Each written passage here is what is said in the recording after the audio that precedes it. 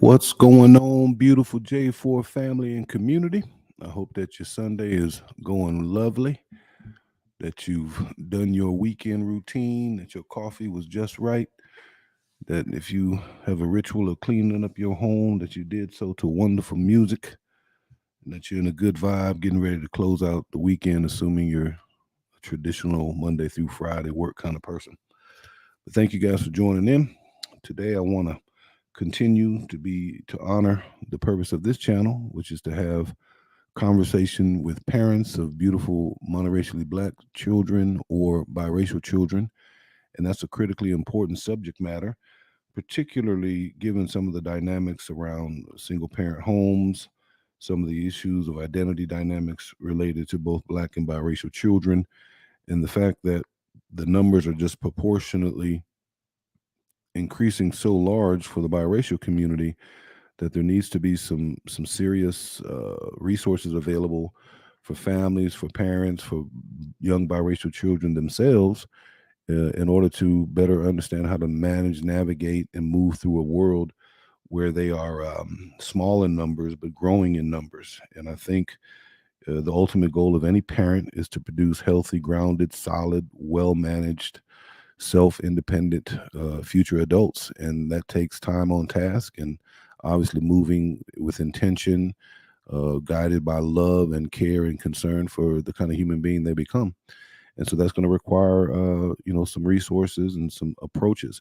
Parenting can be done just by pure reflecting what your parents did. That's a strategy, right? Or you could join with other young couples and parents and get a feel for how they're approaching child rearing, and or you can come to wonderful resources like this, which is the internet, with just this vast display or vast library or vast housing of content, some of it nonsense but some of it highly informative. And so I want to encourage interracial couples who are joining in love, that you do that with eyes wide open. You yourself are going to have a beautiful experience. There might be some ups and downs, some intra challenges between husband and wife or partner, but then there's going to be some outward challenges that you have to navigate. I'm saying that as a person who witnessed interracial marriage, in the 70s, kind of coming of age, but also in the modern era, this is more commonplace. I'm not getting into the politics of that, but it is more commonplace, which means more beautiful babies are being born.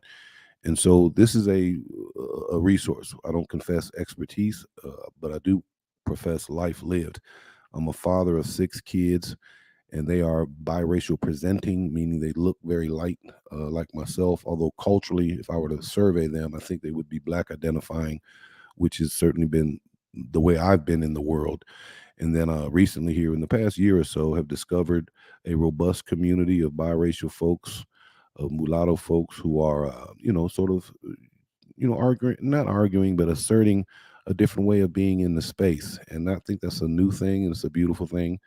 And because it is rooted in an articulation of sort of paternal love, right? Despite some of the dynamics that are going on, if you boil it down and peel it back, I honestly believe a biracial kid, a person born to two monoracial parents, they honestly want to move in a world assuming functionality and proximity and love, coming from both parents. They want to live in a society, in a world where they don't have to do what I did, which was sort of navigate parental dynamics, and often led into exalting one parent over the other.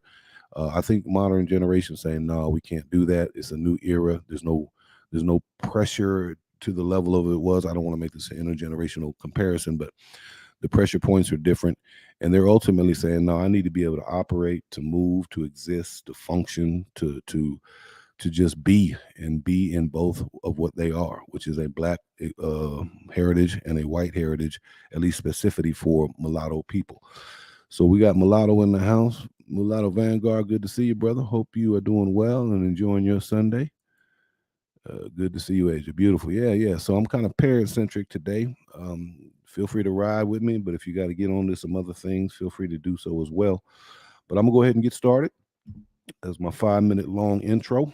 So let me pull up my boxes So today I want to talk about a parenting strategy called scaffolding.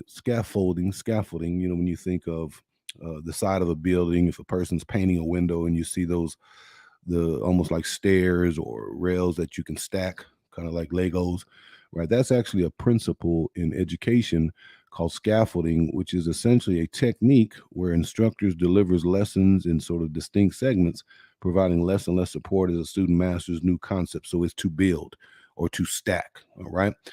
And so you can use almost anything in order to teach this, but I'm going to use today the example of Black history trivia, all right? Black history trivia. And I looked up biracial trivia, and it took me to Black History Month trivia. So, in terms of opportunity, if someone in the community wants to develop a biracial trivia tool, I imagine there might be an audience for it, particularly as more and more, families produce more and more biracial children. But nonetheless, I'm fine with Black History Month trivia because you will see within the exploration of this a range and hue of beautiful folks. All right. So let me go ahead and talk about the structure of this. Okay. And if you have any questions, feel free to throw them in the box. So the one thing about quizzes, particularly biographical quizzes, and again, it doesn't have to be biography, but it gives you a chance to take biography and to learn about historical figures, modern figures, and there's certain things you can gain from that. And then there's also certain spin-offs or certain stacking methods that you can use in order to achieve whatever your particular goal and desire and aspiration is. And so by going through biography, and as a side note, one of my hustles, as I say, is speaking. You know, I'm a part of a national speaking bureau. And for the longest time, anytime I would consume information independently, it would always be something that was nonfiction, something that was true, because I wanted to be able to use the information potentially in future speeches. And so I didn't read fiction too much or science fiction, although those genres are wonderful.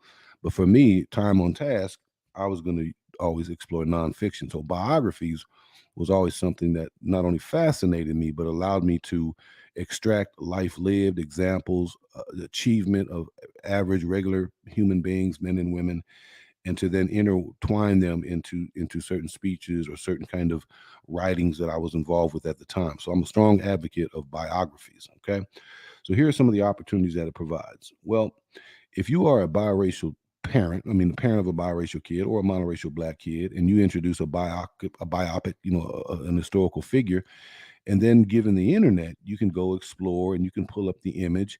And then your child, I'm recommending this is a good strategy for young people between 8 to 12 years old. They've gotten the basics, in primary education. They're not quite into the teens just yet, and different priorities take stance. But between 8 and 12, they're still willing to sit down with you and, kind of explore activities. They don't want to be in a classroom environment, but there's a fun way in which you can use the internet, use biography to model for your beautiful seed. So for example, images, they'll see images and they'll see themselves in the images, right? You want to be intentional to expose them to a range of historical figures based upon context, but it is also nice for them to see themselves represented in high achieving moments. And as you'll see from this Black History quiz, and I'll model this for you, but you'll pull out a figure, you go to Google, you pull them up, you look at images, and you're going to see the beautiful range in human hue, melanin content that will represent monoracial black in its most beautiful presentation, and also mulatto or biracial. And so they see themselves in the visual image. The other piece too is you'll look and you'll pull up Wiki up and you'll see what they did, and then you'll see a cross range of professions. And this gives you a chance to, in an indirect way, chop with your beautiful seed about the range of career pathways that are available to all humanity, or within the context of North America, but also career paths that Black folks, biracial folks, have taken. And so, in that, you challenge modern stereotypes about what are career pathways that are regulated or delineated towards people of color. And you show them through this historical trivia, just using that example, the vast range of achievement across a multitude of different professions and different ways that could then begin to plant seeds in your beautiful seeds about the possibility and range of options. Okay. So the historical context. Also, you'll see historical figures from the 1700s, the 1800s, 1900s, 20th century, and so on. And that can then give you a chance to talk to what the time was and what the relationship was in the society and what the opportunities and challenges were for a given community of people. So it gives you a chance to understand historical context, and it also gives you a chance to articulate historical shifts, which then gives you a chance to articulate progress. And the one thing in terms of healthy cultural esteem is you want to believe that your ancestors and living elders have done diligent work on behalf of racial and cultural uplift. All right. And so you can do that. And then, there's a saying, the more vocabulary you have, the more comfortable you are in academic spaces, and the more comfortable you are there, the more likely you are to continue to credential. And there's a correlation between education and quality of life. But if you dissect education at its earliest phase, where parents have the most impact, it's in vocabulary accumulation. And so you're going to read in the wiki up in the biography a word that you didn't know, right? And then the baby's gonna be, well, what's that word, right? And then you go search that word, and all of a sudden, through this trivial, fun, interactive exercise, the babies are gaining more and more vocabulary, a sense of words, which then gets into epistemology and root word kind of dynamic. And the more and more, that's why there's such an emphasis on reading to your children and having a plethora of books scattered around so that they become very comfortable and literature is normalized in the house. That can be challenging on technological devices, but I would recommend for your children, particularly from birth to 12, that they see a library in the house and that they can touch it, they can smell it, they can look it, they can flip through the pages, it becomes something real to them and in concert to what they might be reading in the technological space. And then I'll get to the comments right quick after this. And then also cities. Where is this person from, right? Which then expands geography. It helps them understand the states. It helps them understand cities within states. It helps them give you a chance to talk about regional culture and those kind of things. And then finally, in reading the biography, the snapshot and wiki up or whatever the case may be, you then have a chance to connect yourself to it or to connect the family to it. So let's say a person was from Chicago, right? I can then say, well, hey, my brother and two of my brothers live, two of your uncles live in Chicago, right? And then you're taking the biography abstract and you're connecting it to personal story and narrative. And these are multiple ways of which you're touching upon just a name. You got an image. What did they do? When did they do it? What is the vocabulary opportunity for learning? What city were they in? And then how do we connect to it? So it's through scaffolding. It's the more times you can touch a subject matter, the more and more entrenched it becomes in their prior knowledge. All right. So let me pull that off right quick. Pull this up right quick. Let me see the people. Abby, how you doing, sister? She says she loves biographies too. Beautiful. Many here have been made into movies and docs, right? In fact, y'all, if in fact, in addition to scaffolding method that I talked about, so imagine if your child expressed an interest, a particular interest in an historical figure, right? That's going to be presented in this quiz. And then you survey the scene, the movie scene, whatever, the documentary scene, and maybe then there's a documentary, right? That is then another way that your child can have a deeper dive understanding of this particular historical figure and all the things related to the aesthetics of it, the vibe, the costume, all those kind of things. So if you all want to find examples in the film or literary world, that's what Abby's channel is doing from my observation. Go to her channel. In fact, if you guys are here and you have channels, feel free to dump them in the chat box so we can cross promote. But Abby is using film, she's using books to tell stories about historical peoples. In her case, that were mulatto, Creole, biracial, whatever the case may be, and that is a great way to sort of break up what they might be normally exposed to. And then the main thing is, as was talked about here, is for your child to see themselves, for your child to see themselves, to see one's self. The greatest way to convince or share or encourage a student, a young person, to let them know they can do something is to show that it's already been done by someone that resembles them. That is a sort of proof of evidence. That is proof of evidence to see oneself doing. Now, there's enough imagery in the broader societal playground that will show them images that are either indifferent, that feeds them nothing, or possibly feeds them negativity. As parents, as uncles, as cousins, as big brothers and sisters, it is our family opportunity to show them themselves represented in high achieving personality types that come from the cultural communities by which they live in, observe in on day-to-day basis. Check out Abby's channel, y'all. All right, let me get off that. Greetings, J4 Mulatto. Greetings. That's Telling Stewart in the house. Good to see you. All right, we got salutations. My family has experienced the worst and most honest Black history. We're in Georgia and it's horribly miserable. Yeah. How do you counter that, right? How do you counter what they experience on a day-to-day basis directly and indirectly? Well, often history, and the most shining examples of history, is a way by which to do that. The dark, complicated people here in Georgia keep reminding us that we're different because we're mixed. Right. All right. So let's play a little trivia. Okay. Now, all I did was I searched Black history trivia. Several of them came up. There's ample free software out there. I even put in biracial trivia. Black history is what came up. So you got your baby. You guys are sitting by the computer. Maybe y'all are on your phone. Maybe you're at the classroom of the family, which is the dinner table. And you guys just pull this up. Now, who was the first African American to be elected as president of the United States? Y'all can play along if you want. Now, you know this, but does your 9-year-old know this? I would assume they do. Y'all better answer this one. They're going to get increasingly harder. So then you click the answer, Barack Obama. Okay.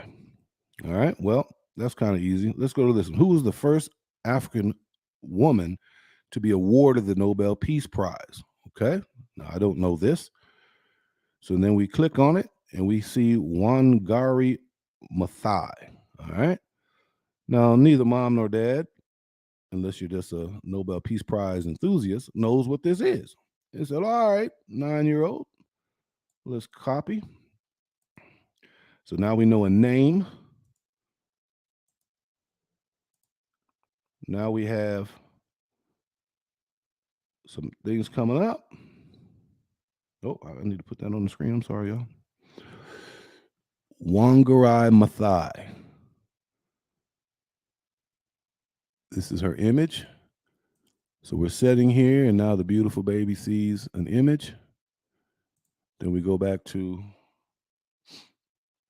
all.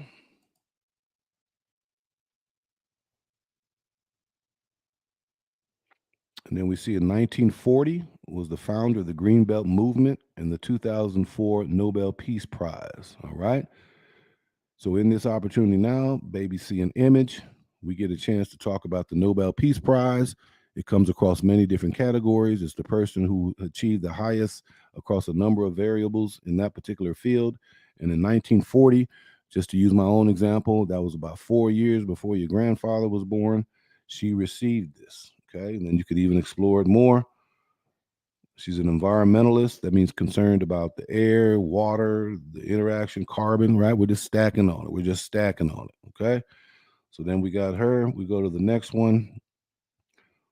Who was the first African American to be elected to the U.S. Senate in the post-Reconstruction era? All right. As you all know, several recently freed slaves were elected to the Senate, to Congress following the emancipation. But the Reconstruction era, that ended with Black codes and Jim Crow. And then so in the post-Reconstruction era, Hiram Revels. All right. I'm not going to do all these, but I'm just giving y'all an example of how you can use biographies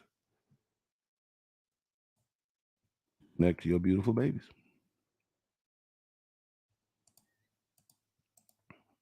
Oh, I didn't get it.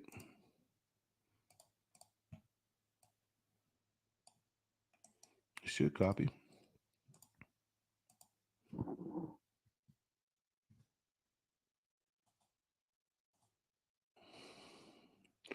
All right. So now we see a gentleman in a distinguished photo. He is presenting in what appears to be very civil war-ish pictures, right? And then you ask your baby, when was the Civil War? When did it end? Right? Why did it start? Right? See, these are just stacking. You're able to build upon different themes of the time, right? Now you're also showing another image within the realm of blackness, right? But this is a gentleman that appears to be a bit lighter hue. And so in this exercise, he or she, daughter or son, is beginning to associate and see the range and the beauty of an expansive blackness. But now, depending on their particular melanin context, they begin to see themselves, right? And then, well, let's see what we got.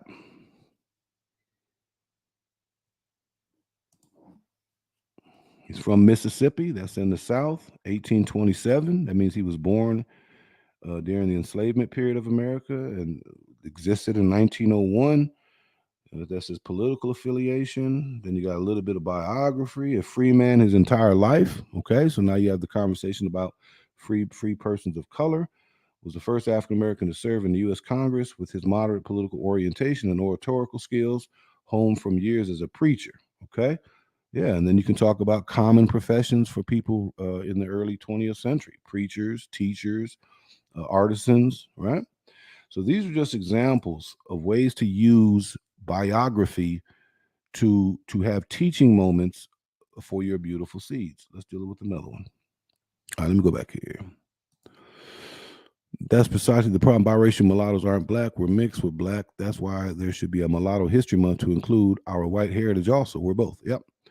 And as I stated in the early intro, I looked up biracial trivia and nothing came up. And I had right next to it, that's an opportunity. That is an opportunity for someone and or someones who would like to kind of get together and perhaps extrapolate history or to talk about mulatto figures throughout history and or how would they deal with the white specificity of it. White does not have to have the qualifier before because the curricular way in which information is presented in the US, it tends to tell it from an American perspective. And for the longest time, American broad sweeping sort of it was common or normalized to whiteness. So that would be interesting. But there's an opportunity here. There's an opportunity here for someone that wants to create something that doesn't formally exist and in this current moment is embedded within blackness. Mulatto Mountain, North Carolina was renamed in February 21. The federal government judiciously erased mulattoes during Black History Month. That sounds like a trivial question, a trivia opportunity. The government and people are complicit in erasing mulatto identity. Right. So I wouldn't suspect that you would want for information if you were to do a biracial trivia game. It certainly would exist. And that would be another tool by which you could have these exercises of showing your babies themselves represented throughout history. Who was the first African American to be elected as the governor of a U.S. state? Lawrence Douglas Wilder.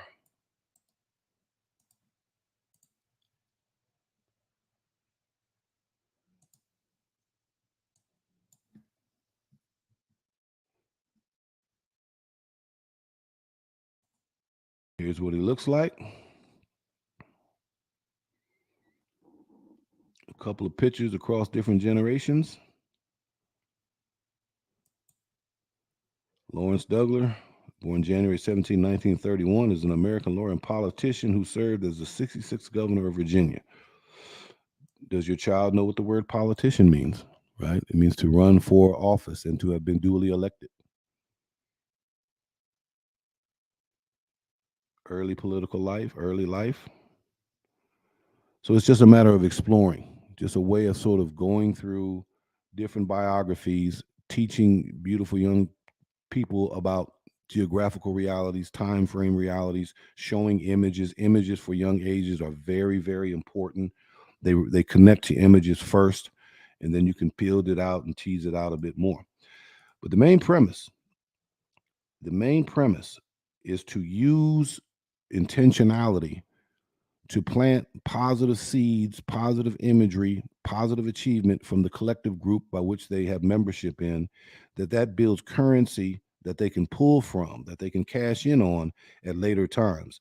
But a part of coming of age is to have a healthy sense of themselves individually, to have a healthy connection to a family collectively, but also to have a healthy sense of participation and membership in something that they are representative of. And that in the US is largely culture. In some places, that might be religion. But in the US, within the Black framework, particularly in the modern era, that is largely culture. Okay. Now, my orientation to that was through a Black identifying model. But for those who want to be intentional in producing and creating biracial children who see themselves as one, representing both beautiful cultures, then you can still do that. But you just have to be intentional about the content by which you teach the scaffolding exercise from. All right. So that's kind of what I wanted to share. More of a style to show you how easy it is, and you don't have to prepare anything. It's just pulling it up, setting the babies down, having a little fun with them, and introducing character figures, letting them see themselves in history, and then connecting yourself to it. So they talked about Mississippi. I visited Mississippi when I was 9 years old. We were in Louisiana and had a family friend in Mississippi. We took a drive out that way. You could share something like that. Maybe you'd have a better, more connecting story than something like that. But whatever you see in that, you can then connect the family or the individual to it, just as another way of making those connections. All right, telling story. The act declaring what person shall be deemed mulattoes, and then chapter in Numbers, 1779, mulattoes always been defined in America. All right. My child's father was the first Black mayor of Stone Mountain, Georgia. Boom. That's more trivia, more multiracial, I'm sorry, mulatto trivia. So that's what I wanted to share with you. Okay. So I want to open it up now to see if there's anyone who wants to share any parenting strategies that they may have. And just depending on what your particular configuration is, there's always heritage months, there's always identity weeks. You can correlate them, you can connect them to those particular time frames, or you can simply do it whenever you want to do it, right? But the one thing is intentional, to be intentional about cutting out space in a very hectic week, in a very hectic life potentially, to do something, right? When you're a child, baby, infants, that's called ground play, right? To engage, to excite, to to ignite creativity, right? And this to stimulate, right?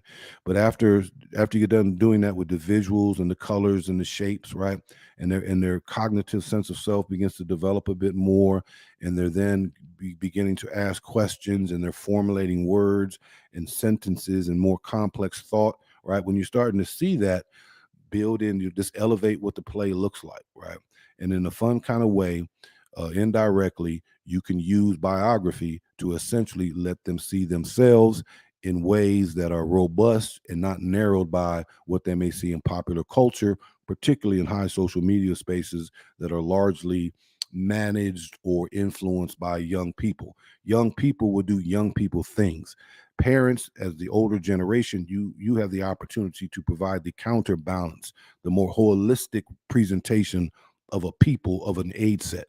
If all of their consuming is content by someone of their similar age, then it will not likely have a robustness nor a healthy critique. It'll be playful things. It'll be frivolous things. It'll be emotional things. It'll be aesthetic kind of things, right? And that's all important. That's a part of age development. But parents, in concert with schools and what they're doing, you also have an opportunity to very narrowly customize what you want in your baby's heads and ultimately in their eyes. All right. I've been a homeschooler since 1990. Okay, because I'm not going to educate my family with a false American curriculum. That's why my family identifies as white, Black, biracials, mulattoes. Boom. Boom. So you homeschooled them, you developed the curriculum, you took a essentially a highly intelligent microcosm biological humanity with a spark of soul and life, but comes in the world and is so vulnerable to what they become because the builders and the creators and the crafters of that are parents. Our parents. It's the most important job in the world. The molders of what a child becomes is the parents from not day one, not delivery, but really from nurturance, with the prenatal care and all that kind of stuff. But then the baby's introduced into a family environment, and that station varies across the nation. But whether it's extreme poverty or extreme well to do, parents then have to move and begin to orient their child that lines up with their values. And telling Stewart was clear about her values when she was raising the child, among a number of things. But from the identity slice of that, that's why my family identifies as white, black, biracial, mulattoes, because mama and nuclear family was intentional about ensuring that if you want your child to have a certain kind of identity in terms of how they move, then you have to teach that. There's not many spaces other than the streets and increasingly these YouTube streets, these neighborhood streets that are going to give them a sense of culture. If you're not confident that that'll be the most healthy form of instruction for them, you have to complement it.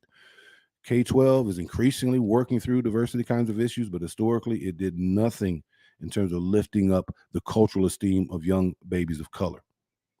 In fact, it would be very hard to have went through a K-12 environment and to have walked out of that with a healthy sense of who you were as a black person, Chicano person, Asian person, Native person, whatever the case may be, let alone biracial.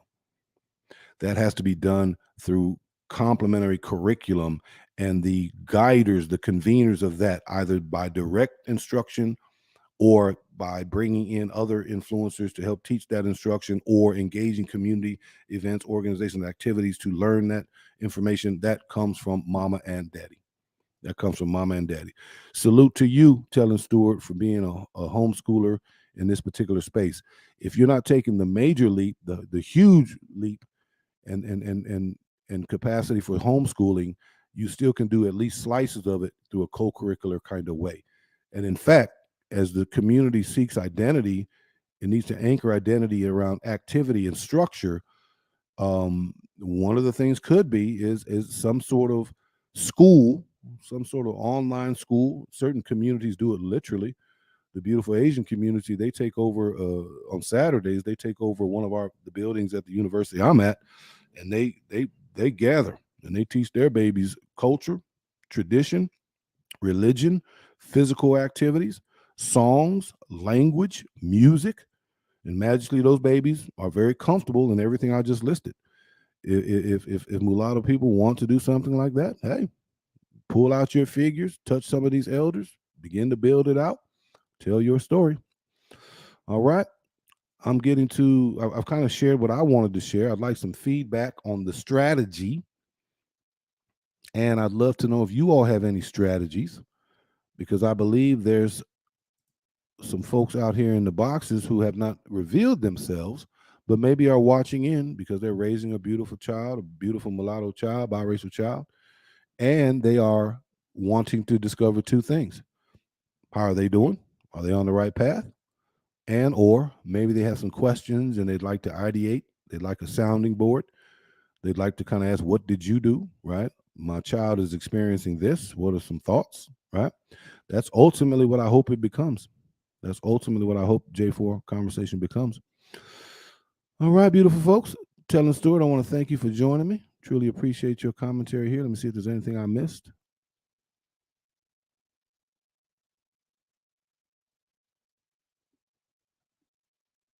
Abby, thank you for coming in. If y'all want to learn through film, teach through film, Abby is a great page to begin that from. Mulatto Vanguard, appreciate you popping through. All right, beautiful family. Hope you're enjoying your Sunday. Hope this has some relevancy to you. And you all take care of yourselves. On behalf of J4 Conversations, love, love, love.